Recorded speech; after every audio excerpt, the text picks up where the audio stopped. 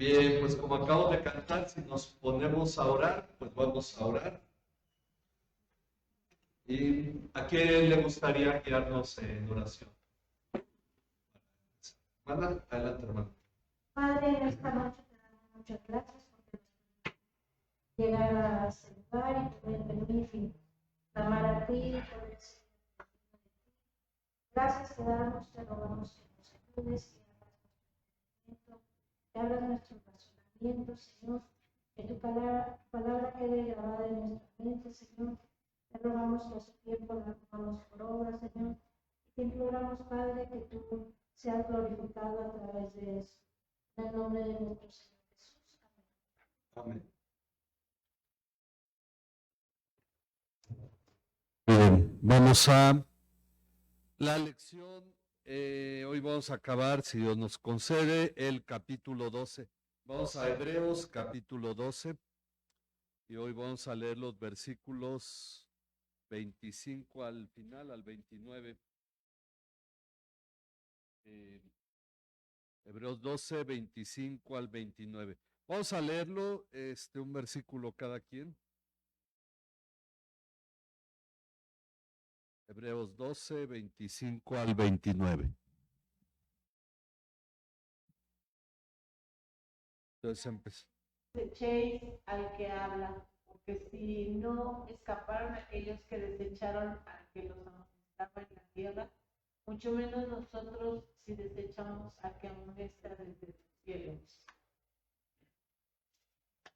La voz del cual conmovió entonces la tierra, pero ahora ha prometido, diciendo, aún una vez, y conmoveré no solamente la tierra, sino también el cielo. Y esta expresión, aún una vez más, indica la remoción de las cosas movibles como las cosas creadas, a fin de que permanezcan las cosas que son inconmovibles. Por lo cual, puesto que recibimos un reino que es inconmovible, demostraremos gratitud, mediante la cual ofrecemos a Dios con temor y reverencia, porque nuestro Dios es fuego consumidor. Ok, bien, pues vamos a ver entonces, dice aquí la presentación del estudio, hablando sobre lo que vimos la semana pasada del Monte Sinaí, bueno, hace 2 lecciones, el Monte Sinaí, la semana pasada el Monte Sión. Dice, podríamos pensar que los asustados israelitas en Sinaí estaban convencidos del gran poder del Dios que les había liberado de Egipto. Su manifestación fue tan grande e imponente que les garantizaba el éxito en cualquier lucha a la que Él les mandara como nación. Sin embargo, el miedo les impedía sentirse identificados con Él, pues lo único que esperaban al estar en su presencia era la muerte. Esto hablando sobre el antiguo pacto. Por esa razón rogaron a Moisés que él fuera su mediador y así ellos se sentirían más seguros sin tener relación con Dios, recibiendo de manera indirecta sus mandatos. La gran diferencia en el nuevo pacto, el de las buenas noticias, que significa evangelio, es que el mismo Dios del Sinaí tomó por completo la naturaleza humana para hablar con su pueblo, ya no con el imponente sonido de trompeta, sino como lo hace todo ser humano. Por lo tanto, experimentó la debilidad humana en sí mismo, enfrentando tentación, angustia, sed, hambre, traición, etc. Y así se identificó con nosotros. Al experimentar la muerte, pagó nuestra redención y así llegó a ser nuestro sumo sacerdote ideal, nuestro mediador ante Dios en este nuevo pacto. Pero surge un problema y aquí hay una cuestión que es lo que vamos hoy a ver, en el cual una enorme cantidad de cristianos, ya sea por ignorancia o por falta de fe, se han envuelto. ¿Cuál es el problema? Dice, algunos se ven como si estuvieran ante el monte Sinaí, a pesar de ser salvos por Cristo. Hay cristianos que todavía tienen mucho miedo como cristianos y se acercan a Dios como si fuera alguien muy extraño para ellos. No se han identificado como los mismos israelitas delante de Sinaí. En el otro extremo están los que parecen no entender nada y ven a Dios con un amor estilo hippie que les ama y no les reprende. Están los que lo toman muy a la ligera, porque el monte Sinaí ya quedó en el pasado. Es por eso que las palabras de este capítulo 12 son importantes para entender la profundidad y seriedad del nuevo pacto y la demanda que la gracia hace de nosotros. Lo que vamos a ver hoy nos tiene que equilibrar en cuanto a esto, saber que nos hemos acercado a Dios, pero no por eso vamos a tomarlo a la ligera, no por su gracia que nos ha dado vamos a tomarlo a la ligera. Entonces lo que leímos ahorita en los versículos 25 al 29 empieza en la advertencia sobre la negligencia. Dice, iniciamos el pasaje con la advertencia, tengan cuidado. Ok, en la Reina Valera dice, cuiden. Ok, tengan cuidado.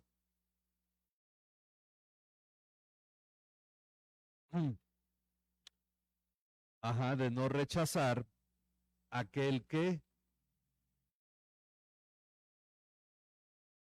habla. Tengan cuidado de no rechazar aquel que habla.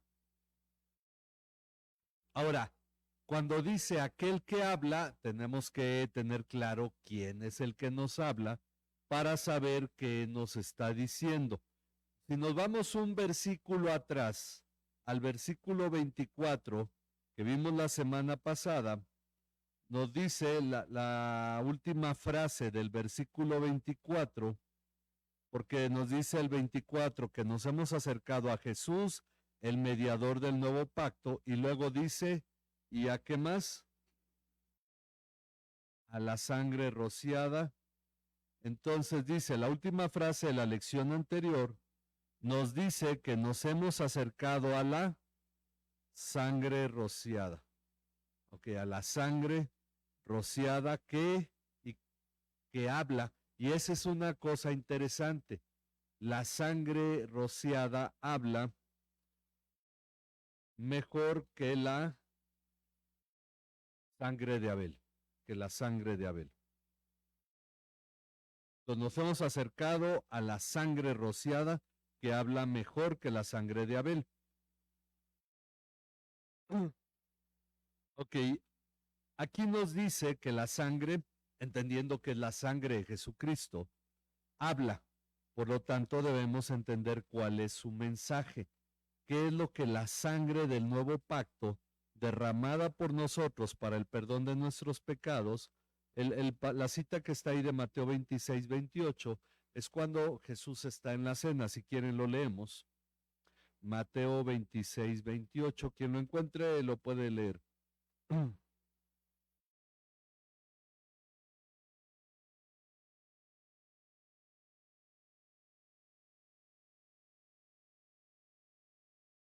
Sangre del nuevo pacto que por mucho es derramada para la remisión de los pecados.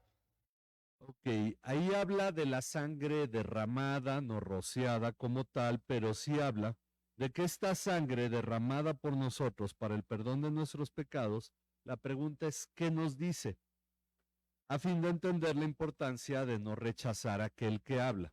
Podríamos decir que no es que la sangre en sí hable, sino que a través de su sangre Jesucristo habla. Bueno, lo que la sangre de Cristo nos dice es que Jesús quitó el pecado, levantó la carga de la culpa, perdonó mis pecados, me asegura que estoy en paz con Dios y que he sido puesto en libertad para cumplir su voluntad. Entonces, tenemos ahora todo esto por la sangre derramada y dice, por lo tanto, me ha colocado en su pacto, el nuevo pacto, donde Jesús es mi sumo sacerdote y mediador delante del Padre, para que yo pueda entrar con toda confianza a su trono. Entonces nos hemos acercado a la sangre del nuevo pacto, a la sangre de Jesús, que nos habla precisamente de que tenemos paz con Dios. Dice, así que entendemos que al referirse a el que habla, no señala al agiógrafo, no señala al escritor de la carta, al escritor humano. es decir, al escritor humano de la carta, pues entendemos que es Dios quien nos está hablando a través de este agiógrafo. Entonces, siempre cuando leemos la Biblia, decimos, bueno, el apóstol Pablo dice, pero en realidad es Dios el que dice a través de él. Y es lo que nosotros debemos entender. Por esa razón, el agiógrafo, es decir, el escritor humano de la carta, el agiógrafo mismo, se incluye porque en el siguiente versículo, perdón, en este mismo versículo 25, él se incluye cuando dice, porque si aquellos no, ¿qué fue lo que ocurrió con los en el antiguo pacto? Si aquellos no escaparon, si aquellos no escaparon, cuando rechazaron al que les amonestó sobre la tierra, ok, está hablando de los israelitas y quién los amonestaba, Moisés. No escaparon al que les amonestó sobre la tierra, mucho menos escaparemos nosotros si nos apartamos. Si nos apartamos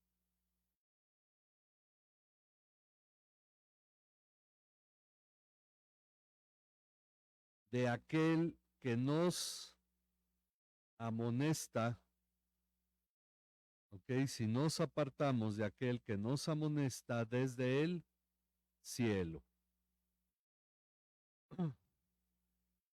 Entonces, es una comparación, un contraste que hay. La ley podríamos decir, bueno, no cambió la vida de nadie, pero aún así el que no la cumplía era castigado. Ahora, el nuevo pacto nos cambia a nosotros. El que no cumple con la voluntad de Dios, ¿cómo escapará si aquellos no escapaban en algo que era menor? Es lo que el escritor, o es lo que Dios nos está diciendo a través del escritor. Dice, Moisés amonestó al pueblo de Israel sobre la tierra, y el pueblo fue castigado por su desobediencia, vagando en el desierto hasta morir sin entrar al reposo de Dios. Vamos a verlo en Números 14, 26 al 30. Números 14, 26 al 30. ¿Lo lees, Natán? A ver.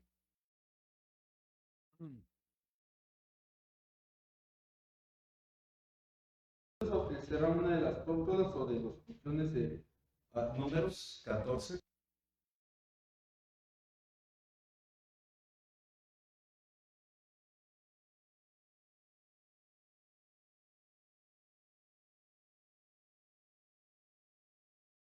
que ustedes no entrarán en la tierra en la cual está, excepto Caleb, hijo de Jefone y Josué, hijo de Nun? Desde el 26, desde el versículo 26. Señor habló a Moisés y a Aarón y les dijo: ¿hasta cuándo tener que sobrellevar a esta congregación malvada que murmura contra mí? He oído las quejas de los israelitas que murmuran contra mí. Diles, vivo yo, declara el Señor. ¿Qué tal como han hablado en mis oídos, así haré yo con ustedes? En este desierto caerán los cadáveres de ustedes, todos sus enumerados, de todos los contados de 20 años arriba, que han murmurado contra mí. De cierto que ustedes no entrarán en la tierra en la cual juré establecerlos, excepto Caleb, hijo de Jefone, y Josué, hijo de Nun. Ok, entonces Dios habla precisamente de que ellos, al no haber escuchado a Moisés, fueron castigados, dice ahí. Por lo tanto, siendo de mayor importancia aquel que nos amonesta desde el cielo, más importante Jesús que Moisés, con menos razón escaparemos nosotros si nos apartamos de él. Recordemos que esta advertencia ya se nos había hecho. Vamos a ver Hebreos 2 del 1 al 2. Hebreos 2 del 1 al 2.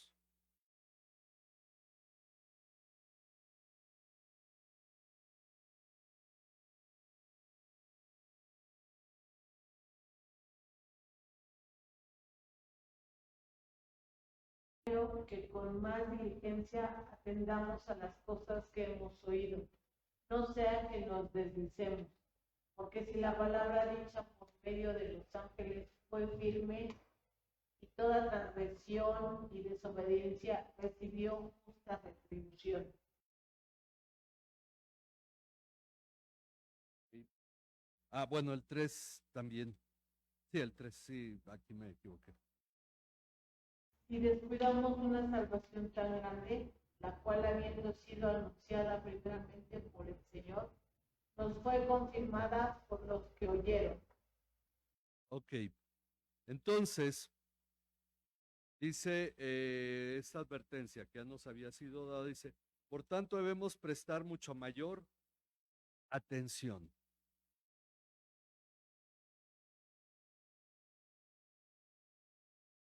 Mucha mayor atención a lo que hemos oído. No sea que nos desviemos o deslicemos, como viene dependiendo de la versión que tengan.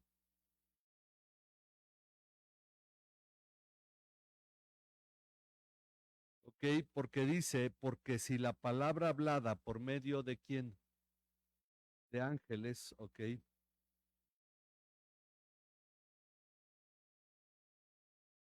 Si la palabra hablada por medio de ángeles resultó ser inmutable, es decir, firme, que no cambió, y toda transgresión y desobediencia recibió una justa retribución, ¿cómo escaparemos nosotros si descuidamos una salvación tan grande?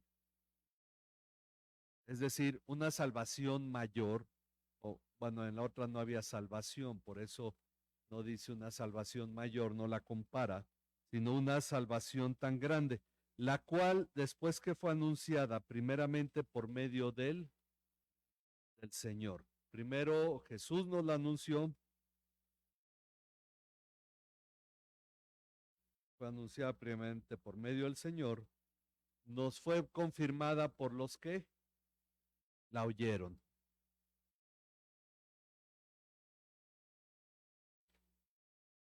Ok, entonces,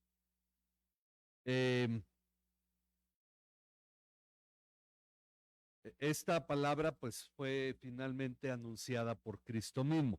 Ahora, dice, de igual modo, en el capítulo 3, yendo a Hebreos 3, 12 al 13, sí, hermano. Ajá.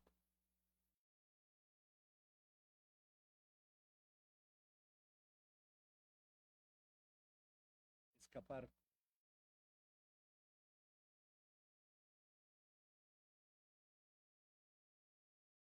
O sea que nos deslicemos.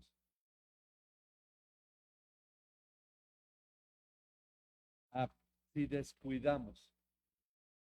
Si descuidamos una salvación tan grande. Ajá.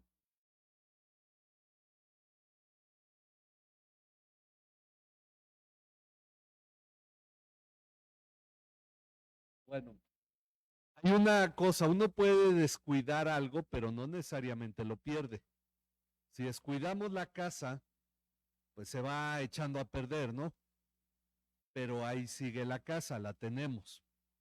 Está hablando no precisamente si perdemos o descuidamos como para perder, sino que realmente nosotros teniendo ya la salvación, no crezcamos en ella, la descuidamos, la tenemos sí, pero no la estamos cultivando, cuidando, no estamos creciendo, la dejamos como algo eh, pues algo más en nuestra vida sin importancia. Entonces realmente llega a pasar con muchos, en algún momento reaccionan, buscan a Dios, pero el asunto es que descuidar no necesariamente implica perder, sino implica que no estamos haciendo con ella lo que deberíamos estar haciendo. Porque ser salvo no solamente es mantener la salvación, sino es crecer para llegar a ser como Cristo. Entonces, descuidar la salvación es que no estemos creciendo para llegar a ser como Cristo. Entonces, ese es el problema de descuidar. Es como eh, nuestra salud, no la perdemos como tal, pero finalmente atravesamos por momentos de enfermedad, dolor, pero volvemos a tener salud. El asunto es que eso es precisamente lo que pasa a muchos cristianos. Son salvos, pero viven en angustia, viven en temor, viven desanimados, derrotados, endeudados, finalmente viven como si estuvieran en pecado todavía, ¿no? Si estuvieran condenados, porque no están creciendo en su salvación. Ese es el asunto de descuidarla. Ok, ahora, en el capítulo 3, versículos 12 al 13, también tenemos otra amonestación. Capítulo 3, 12 al 13. Que no haya ninguno de vosotros, que no haya en ninguno de vosotros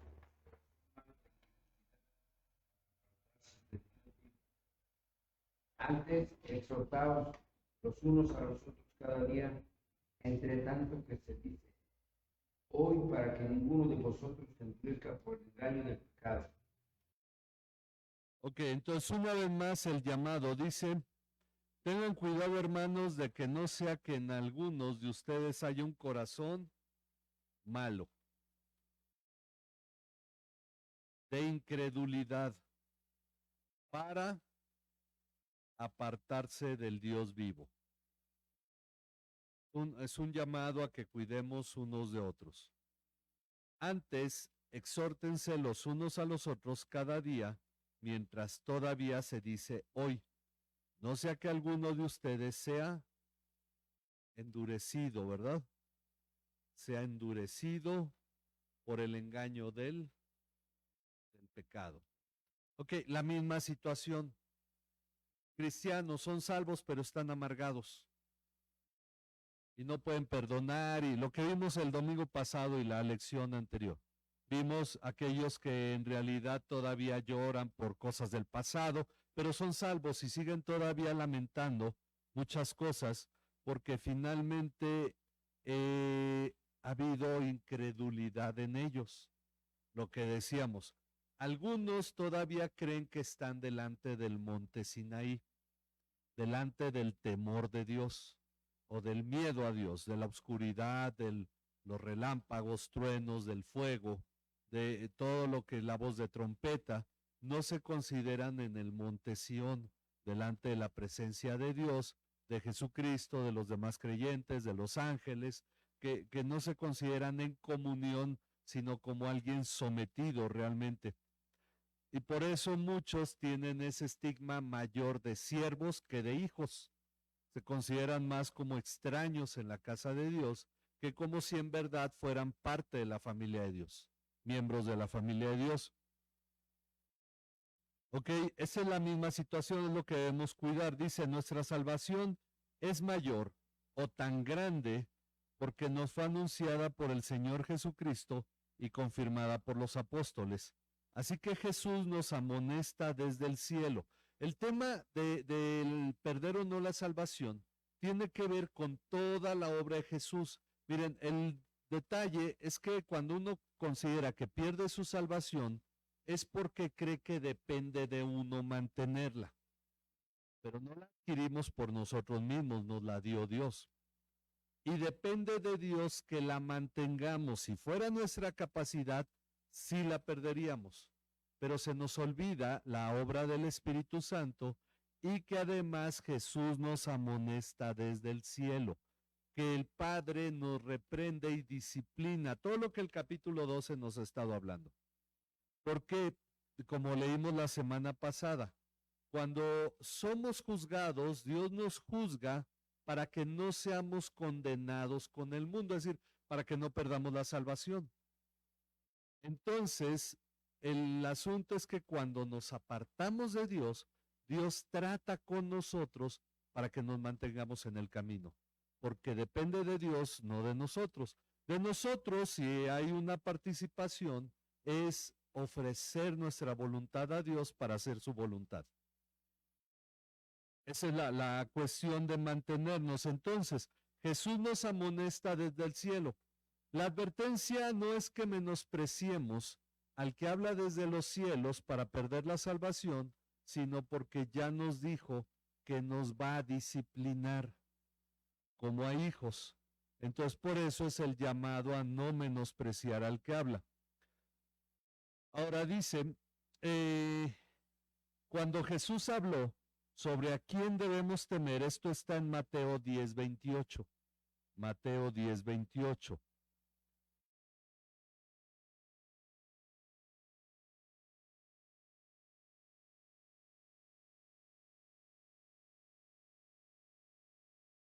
El cuerpo, pero no pueden matar el alma. Más bien teme a aquel que puede hacer padecer tanto el alma como el cuerpo en el infierno. Ok. Entonces Jesús señala que no debemos temer a los que solo pueden matar el cuerpo. O sea, los seres humanos. No pueden hacer más. Pero no pueden matar el alma. Hay una doctrina que practican sobre todo algunas corrientes como los adventistas que hablan de la muerte del alma, que los no creyentes el alma muere. Pero aquí es interesante que dice, no pueden matar el alma, pero luego no utiliza el término matar, sino dice, más bien deben temer a los que pueden hacer perecer, dice la Nueva Biblia de las Américas, o destruir, dice la Reina Valera, mas no señala matar el alma. Si destruir tanto el alma como el cuerpo en el infierno. Entonces, Dios destruye el alma y el cuerpo en el infierno. ¿A quién debemos temer? A Dios.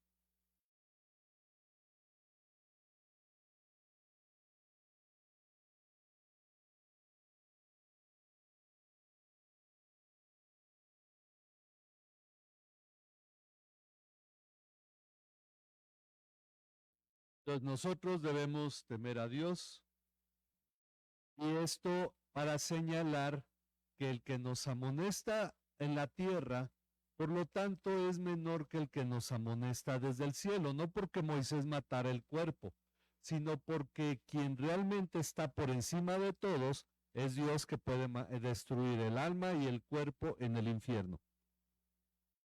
A fin de explicar la importancia del que nos amonesta desde el cielo, volviendo ahora a Hebreos 12, a fin de entender esta importancia del que nos amonesta desde el cielo, dice que su voz hizo temblar, su voz hizo temblar. Entonces la tierra, su voz hizo temblar la tierra, pero ahora Él ha prometido diciendo, aún una vez más, yo haré temblar, ¿ok? Yo haré temblar no solo la tierra, sino también el cielo. Porque esto es una cita de Ageo 2:6. Yo aún una vez más, yo haré temblar no solo la tierra, sino también el cielo. Ageo 2:6. Vamos a ver, Ageo está hablando en este capítulo sobre la gloria del templo que va a ser reconstruido. De hecho, el profeta Ageo es enviado por Dios porque los israelitas, cuando se les prohibió construir el templo, se quedaron de esa manera los que volvieron del cautiverio y dejaron de construirlo hasta que Dios envió a Ageo y les llamó la atención porque no estaban reconstruyendo el templo. Entonces habla de la gloria de ese templo que será reconstruido. ¿Y qué es lo que dice Ageo 2:6? Porque así dice el Señor de los ejércitos. Una vez más, dentro de poco yo haré temblar los cielos y la tierra, el mar y la tierra firme. Ok, sí, es ahí. Él dice, porque así dice el Señor de los ejércitos. El Señor de los ejércitos. Una vez más, dentro de poco, yo haré temblar los cielos, ¿ok? Yo haré temblar los cielos, la tierra, el mar, y luego repite, y la tierra firme. Ok, yo haré temblar los cielos, la tierra, el mar y la tierra firme. Ahora, y dice una vez más, porque vamos a Mateo 27, 51, si alguien busca y alguien Mateo 28, 2. Mateo 27, 51. Y El velo del templo se desgarró en dos, de arriba a abajo. La tierra tembló y las rocas se partieron. ok, esta es la narración de cuándo. Cuando Jesús murió. Cuando Jesús murió, la tierra tembló. Luego vamos al 28, 2. Produjo un gran terremoto porque un ángel del Señor descendió del cielo y acercándose removió la piedra y se sentó sobre ella. Ok, ahora esta narración es de cuándo. Cuando resucitó. Ok, entonces dice, la tierra tembló cuando Cristo murió. ¿Y cuando resucitó? Hizo temblar la tierra, pero ahora dice que una vez más no solo la tierra, sino también los cielos. Bueno, vamos a ver Mateo 24, cuando Jesús habla de su segunda venida, Mateo 24, del 29 al 30.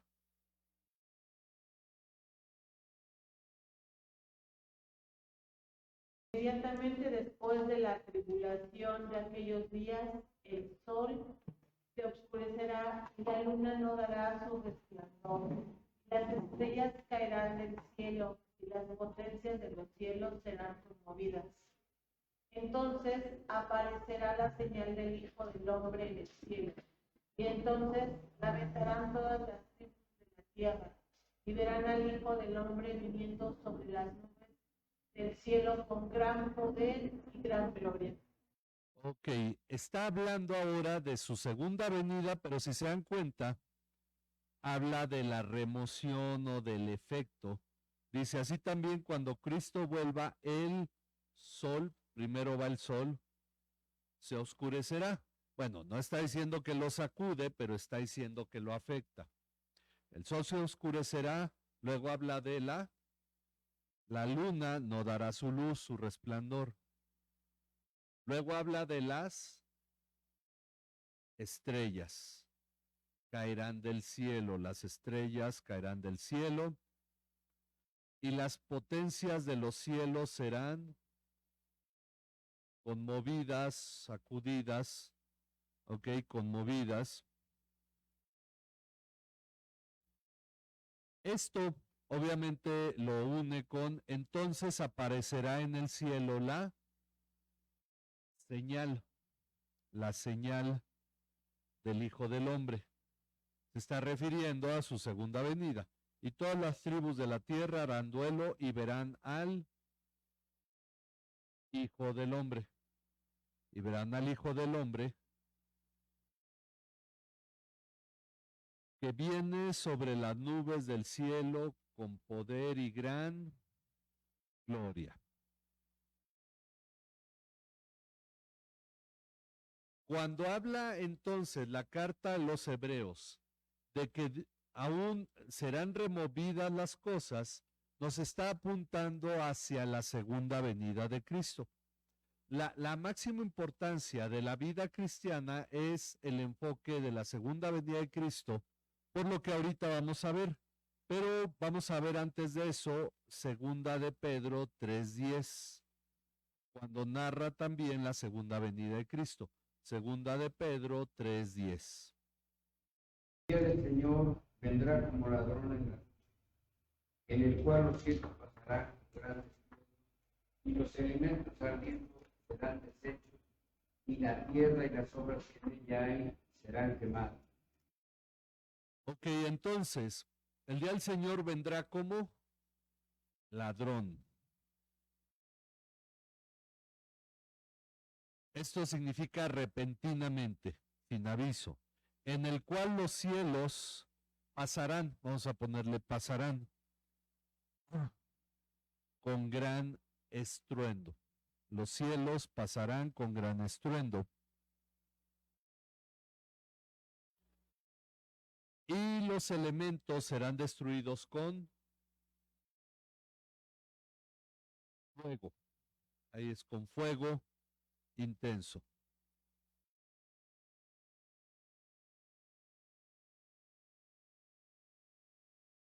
Serán destruidos con fuego intenso. Y la tierra y las obras que hay en ella serán quemadas. Nuevamente habla de este sacudir o hacer temblar o afectar los cielos.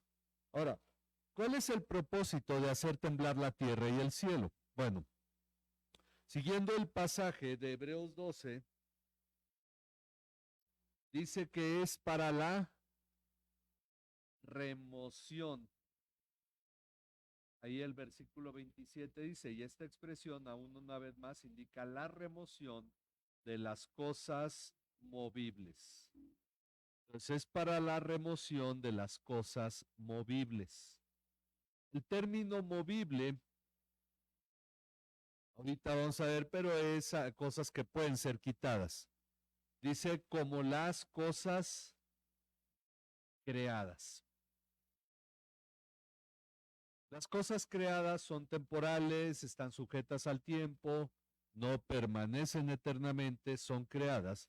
Dice, a fin de que permanezcan las cosas que son inconmovibles. Lleva NM, inconmovibles.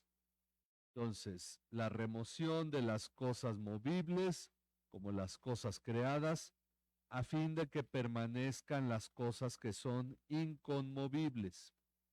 Ahora vamos a explicarlo. En otras palabras, en su venida, Jesucristo dará fin a todas las cosas creadas que son movibles, no son permanentes, las temporales. De este modo, solo quedarán las cosas inconmovibles, las que son eternas. En otras palabras, el dominio actual de los poderosos, eso no es permanente. Las religiones no es permanente. Las ideologías y toda oposición a Jesucristo va a ser removida. Dios permite que ocurra ahorita, que se mantengan.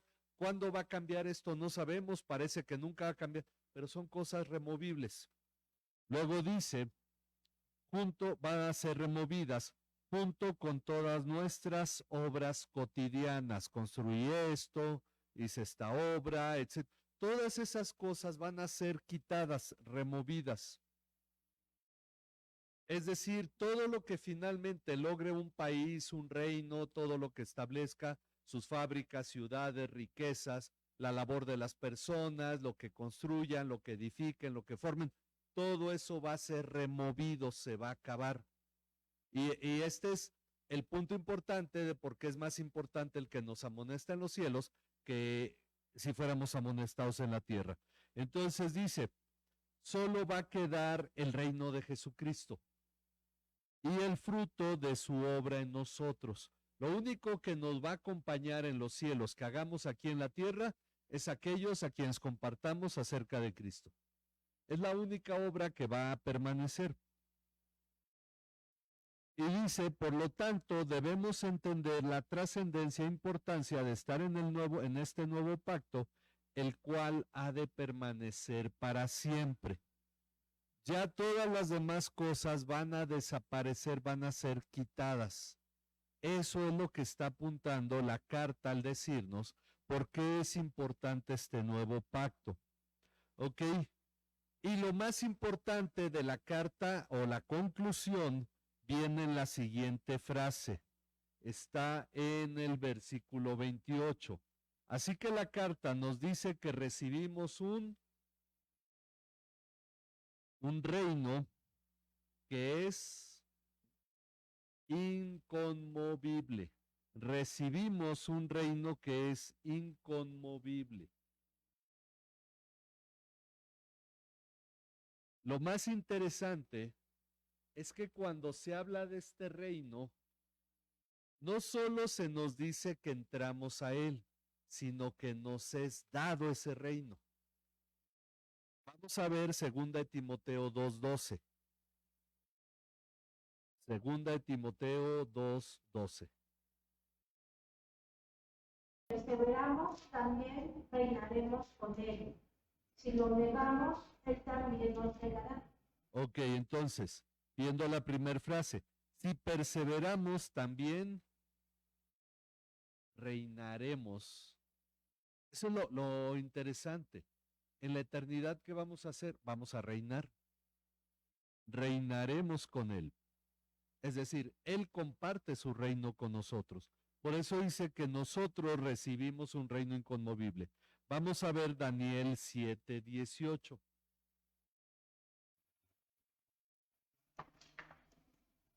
Daniel 7:18.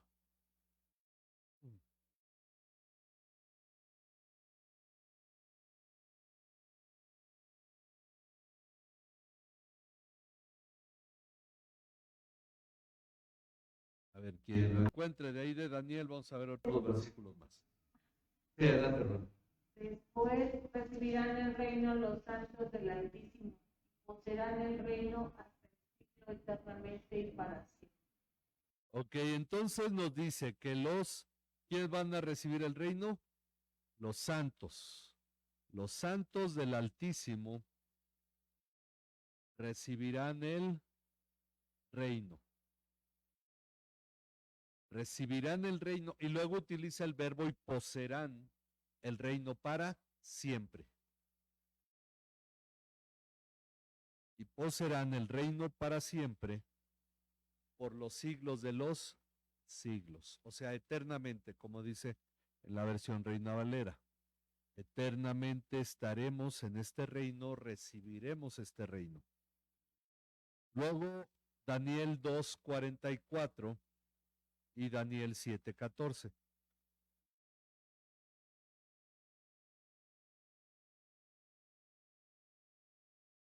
Daniel 2:44. A ver, De estos reyes, el Dios del cielo levantará un reino que jamás será destruido. Este reino no será entregado a otro pueblo. Desmenuzará y pondrá fin a todos aquellos reinos y él permanecerá para siempre. ok, entonces habla de este reino que no será destruido. Luego, Daniel 7:14. El reino, para que todos los pueblos, naciones y lenguas le sirvieran. Su dominio es dominio eterno, que nunca pasará, y su reino uno que no será destruido. Ok, entonces nos dice que este reino jamás será destruido. Jamás será destruido. El reino de Jesucristo jamás se acabará. Jamás será destruido. Pues permanecerá para siempre. Ahora, esta parte es, ¿por qué decimos que es lo que ya conjuga todo lo que hemos estado viendo en la carta? Porque entonces, ahora, ¿qué se espera de nosotros? Esa es la parte segunda de este versículo 28. Dice, por tanto, demostremos gratitud. Nos es dado un reino eterno, inconmovible. Todo lo demás se va a acabar, pero vamos a permanecer en un reino que no se va a acabar. Dice, por tanto, demostremos gratitud. Esa gratitud, según el versículo 28, debe llevarnos ¿a qué?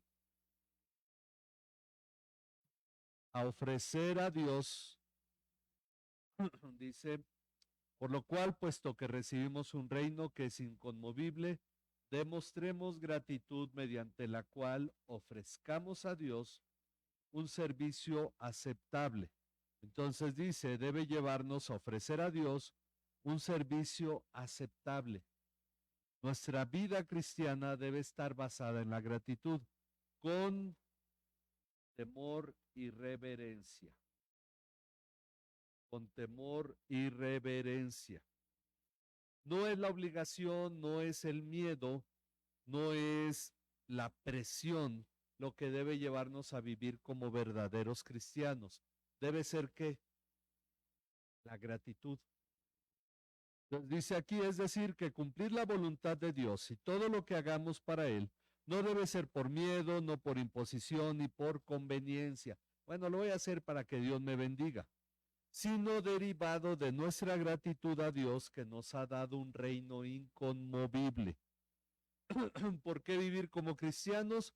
Porque ahora nosotros pertenecemos a un reino que nunca va a terminar. ¿Ok? Pero la carta que de hecho culmina aquí toda su instrucción y luego ya van a venir las instrucciones específicas personales para la iglesia, aquí termina con una frase que nos debe llevar de nuevo a entender por qué no menospreciar esto. Bueno, ya tengo el reino, pues ya voy a vivir como sea, al fin de que ya me dijeron no pierdo la salvación, no. Nos está hablando que hazlo por gratitud, pero luego todavía no recuerda. Sin embargo, recordemos siempre la seriedad de este pacto. Es decir, ya nos dijo, si tú te apartas y quieres vivir como quieras, Dios te va a disciplinar. Él no te va a dejar. Luego dice, debemos recordar siempre la seriedad de este pacto, considerando que nuestro Dios es ¿qué? Fuego consumidor.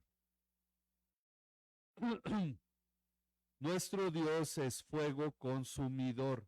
Por lo tanto, no podemos menospreciar su obra, sus mandatos. Estas palabras, la carta termina esta parte para recordarle a los hebreos las palabras de Moisés en Deuteronomio 4, 23 al 24. Deuteronomio 4, 23 al 24.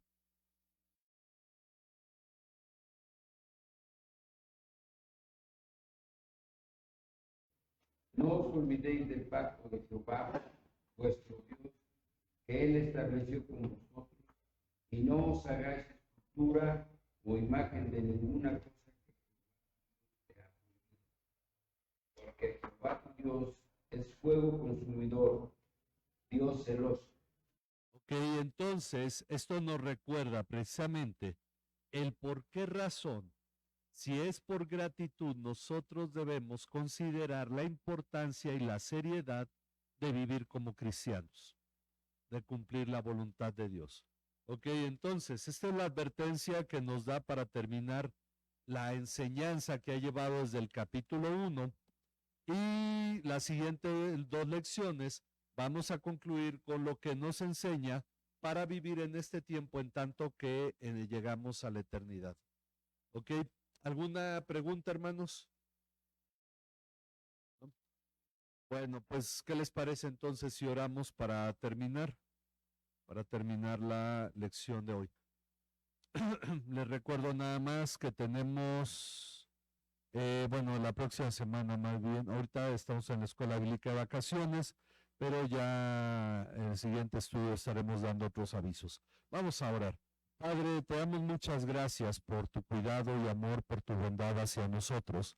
Nos ponemos en tus manos, Señor, para que seamos guiados por ti en medio de todas estas batallas, estas luchas que aún vivimos contra nosotros mismos, nuestra carne, contra el mundo, contra el diablo, Padre, a fin de que nosotros permanezcamos firmes, Señor, y agradecidos en todo tiempo ahora que somos conscientes de que recibimos de ti juntamente con Cristo este reino inconmovible.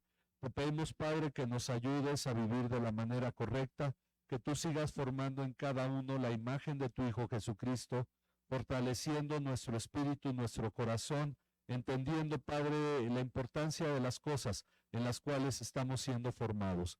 Te pedimos que no te apartes de nosotros, síguenos guiando y guárdanos en el hueco de tu mano. En el nombre de tu Hijo Jesucristo te pedimos todo esto. Amén. Amén. Gracias a cada uno de los que nos ve por internet, que el Señor les bendiga y el domingo les esperamos a las 12 para el culto. Dios les bendiga.